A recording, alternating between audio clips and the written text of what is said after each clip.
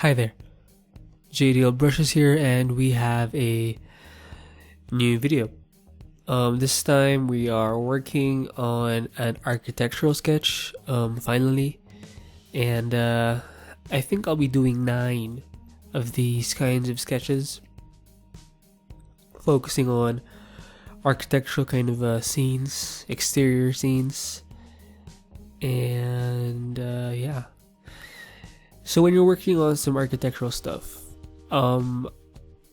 it's actually kind of easy because you'll end up having to use the marquee tool in some way or the lasso tool, and usually these shapes are kind of hopefully these shapes are kind of simple enough for you to quickly kind of select certain areas.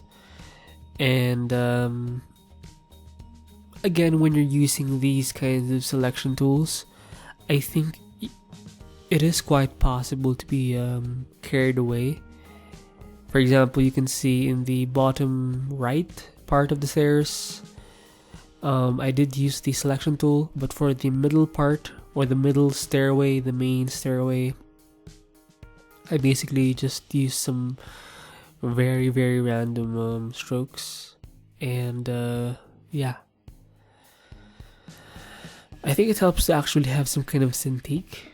I think it would definitely give you more control, as if you were working on actual paper.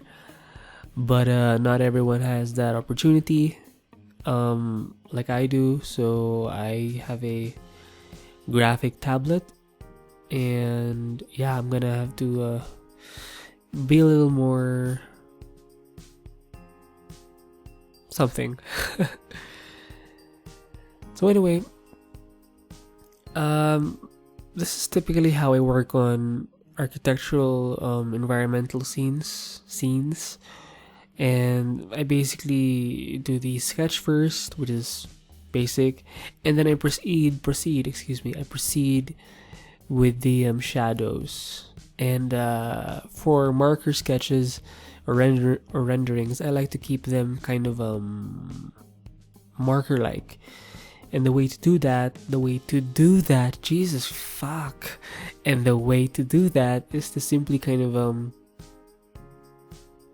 vary the way you stroke out the marker strokes. Fuck, Jesus. Anyway, and then after doing the shadows, I think it helps, at least for my style, I try to make a flattened layer out of those shadows, and then I simply adjust the levels to make it more contrasted and darker, I guess. And it does give that punch in the end rendering result. So yeah. And after doing those shadows, I basically work on the color on another group of multiple layers in multiply mode, and I basically just color in the appropriate colors. And once I'm done with that, I adjust the saturation and play with the color balance. For the saturation, I just pump it up sometimes.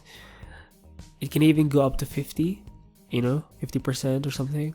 But usually I stay within the 10% to 25% range for increasing the saturation. And then after adjusting the colors with the color balance as well, I go in for the white stuff. And that's usually how I end most of my renderings, at least when it comes to marker stuff, because it does add some extra, grit, or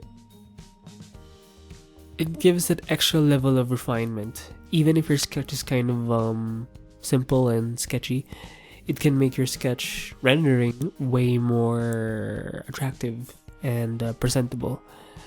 So definitely take that into consideration. Now you can see me actually use a bit of the burn tool, which I do sometimes.